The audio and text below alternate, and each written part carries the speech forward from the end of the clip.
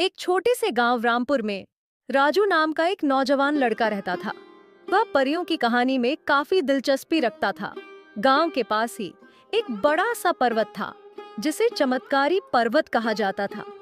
बड़े बुजुर्ग कहा करते थे कि उस पर्वत पर परियों का वास है, लेकिन उस पर्वत पर जाने की कोई हिम्मत नहीं करता था, क्योंकि जो भी उस पर्वत पर गया वह कभी वापस नहीं आया। एक दिन राजू खेल रहा था, तभी उसे राजू मेरी मदद करो, राजू मेरी मदद करो की आवाज सुनाई देती है। राजू इधर उधर देखता है, लेकिन उससे कोई नजर नहीं आता है। कौन है? कौन है? कौन मुझे बुला रहा है? सामने आओ। लेकिन कोई जवाब नहीं आता है। आवाज पर्वत की तरफ से आ रही थी। उसने देखा, पर्वत की छोटी से हल्की नीली रोशनी आ रही थी। राजू रोशनी की तरफ बढ़ने लगता है। राजू धीरे धीरे पर्वत पर चढ़ने लगता है। चढ़ते चढ़ते उसे एक गुफा दिखाई देती है। वह हिम्मत करके उस गुफा के अंदर चला जाता। वहां एक सुंदर परी जंजीरों से बंधी हुई दिखाई देती है। राजू मुझे बचाओ, राजू मुझे बचा लो। मैं सुंदरी हूँ। एक दुष्ट दैत्य कालनेमी ने मुझे यहाँ बंदी बना लिया है। मेरी सारी शक्तियाँ निष्क्रिय हो गई हैं। मैं कुछ भी नहीं कर पा रही हूँ। परी सुंदरी, मैं तो एक साधारण इंसान हूं। मेरे पास ना तो कोई देवी शक्ति है और ना ही कोई जादुई शक्ति। भला मैं कालनेमी जैसे दैत्य का सामना कैसे कर पाऊंगा? मैं तुम्हें बताती हूँ तुम्हें क्या करना है। गुफा के अंत में एक जादुई दीपक रखा है। तुम उस दीपक को किसी तरह जला दोगे तो मेरी सारी शक्तियाँ वापस आ जाएंगी। लेकिन ध्यान रखना, यह काम इतना आसान नहीं है। इसमें तुम्हें बहादुरी और बुद्धिमानी से काम लेना होगा। राजू निर्भीक आगे बढ़ने लगता है। गुफा में उसे एक दरवाजा दिखाई देता है। राजू जैसे ही दरवाजे के पास पहुंचता है, वहां एक जिन्न प्रकट हो जाता है। ऐ मानव, तुम इधर कहां जा रहे हो? तुम इस दरवाजे के अंदर नहीं जा सकते। अंदर जाने के लिए तुम्हें पहले मेरे सवाल का जवाब देना होगा। अगर जवाब सही हुआ तो अंदर जा पाओगे, अन्यथा मृत्यु दंड मिलेगा। मुझे हर हाल में अंदर जाना है। तुम अपना सवाल पूछो, मैं उत्तर देने को तैयार हूं। जिसका कोई आकार नहीं पर हर जगह है मौजूद। बताओ वह क्या है? कुछ पल सोचता है, फिर कहता है, हवा। आपके सवाल का जवाब है हाँ। तुम्हारा जवाब बिल्कुल सही है। अब तुम आगे जा सकते हो। दरवाजा खुल जाता है और राजू आगे बढ़ जाता है।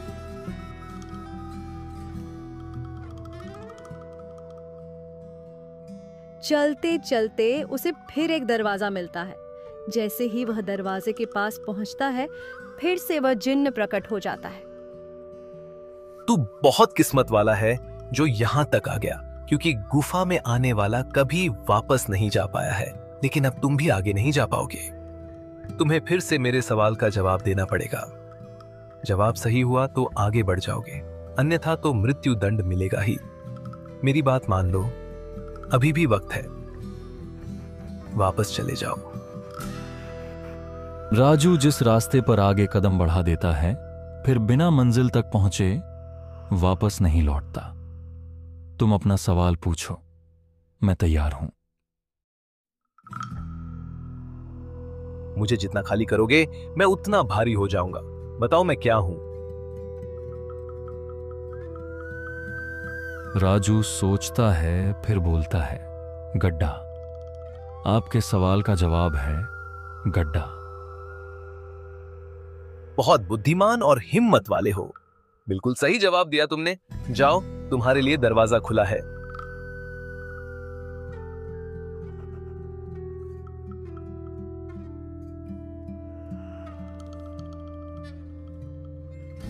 राजू फिर आगे बढ़ जाता है और जैसे ही वह तीसरे दरवाजे पर पहुंचता है, वह जिन्न फिर से प्रकट हो जाता है। राजू, अब तक तो तुम बचकर यहाँ तक आ गए, लेकिन अब आगे भी तभी जा पाओगे जब मेरे सवाल का सही सही जवाब दे पाओगे, अन्यथा मरने के लिए तैयार हो जाओ। मेरा समय बहुत कीमती है, मेरा समय बर्बाद ना करो। शीघ्र अपना सवाल पूछो, मैं तुम्हारे सवाल का जवाब देने को तैयार हूं।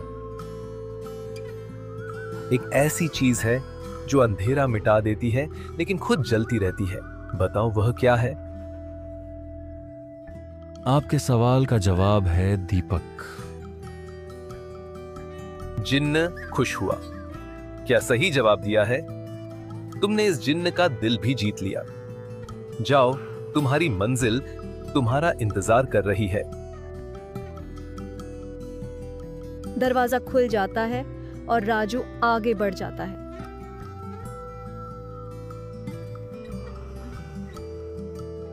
उसने देखा सामने एक दीपक रखा था। राजू दीपक जलाता है। जैसे ही दीपक जलता है, पूरी गुफा रोशनी से भर जाती है। परी सुंदरी की जंजीरें भी टूट जाती है और वह हवा में उड़ने लगती है। तभी एक जोरदार गड़गड़ाहट होती है।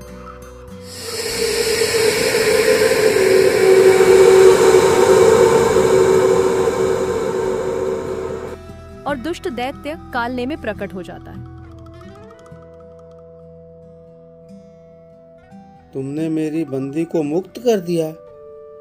तुमने मेरी सारी मेहनत पे पानी फेर दिया। इसकी सजा तो तुझे जरूर मिलेगी। अब ले, बच के दिखा मेरे प्रहार से।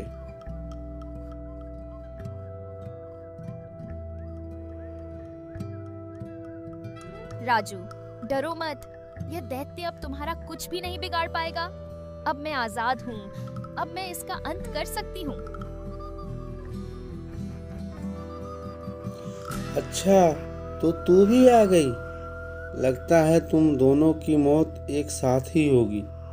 तो चल, तू भी तैयार हो जा मरने के लिए।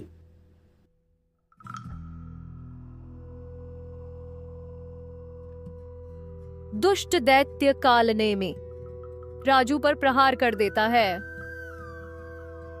परी सुंदरी अपनी जादुई छड़ी दैत्य कालनेमी की तरफ घुमा देती है, जिसकी तरंगों से कालनेमी वहीं भस्म हो जाता है। राजू, तुमने मुझे दैत्य कालनेमी के बंधन से मुक्त कर मेरी जान बचाई है। तुम्हारा बहुत बहुत धन्यवाद। हमें इस गुफा से शीघ्र ही बाहर निकलना होगा। राजू और परी सुंदरी गुफा से बाहर निकलकर पर्वत की चोटी पर पहुंचते हैं।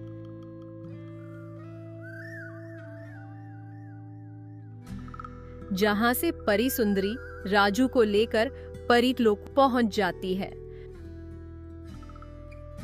राजू, तुमने बहुत ही बहादुरी और चतुराई से हमारी परी को दैत्य कालनेमी के चंगुल से छुड़ाया है। हम तुम्हारा यह उपकार कभी नहीं भूलेंगी। राजू, मैं तुम्हें यह बेशकीमती मोती उपहार में दे रही हूँ। यह सामान्य मोती नहीं है।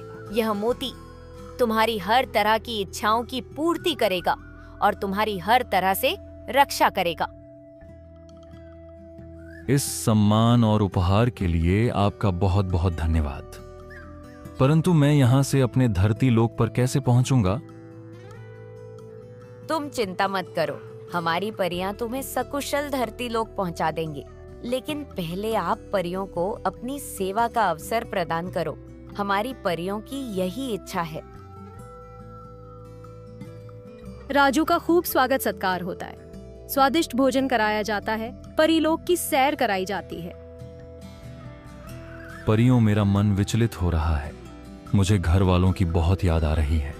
मेरे घर वाले बहुत परेशान हो रहे होंगे। मुझ पर कृपा करो, मुझे धरती लोक पहुंचा दो। आपका मुझ पर बहुत उपकार होगा। हम तो सोच रहे थे कि हमें आपके साथ कुछ और समय मिलेगा घूमने के लिए, पर ठीक है राजू, जैसी तुम्हारी इच्छा। परी सुंदरी राजू को लेकर धरती लोक पर आ जाती है। राजू, तुम्हें जब भी परलोक आना हो तो मोती को हाथ में लेकर हाथ ऊपर करोगे तो परी लोक आ जाओगे। हमें आपका इंतजार रहेगा। राजू, अब मुझे वापस जाना होगा। अपना ध्यान रखना। परी सुंदरी राजू को धरती लोक छोड़कर वापस परी लोक को रवाना हो जाती है।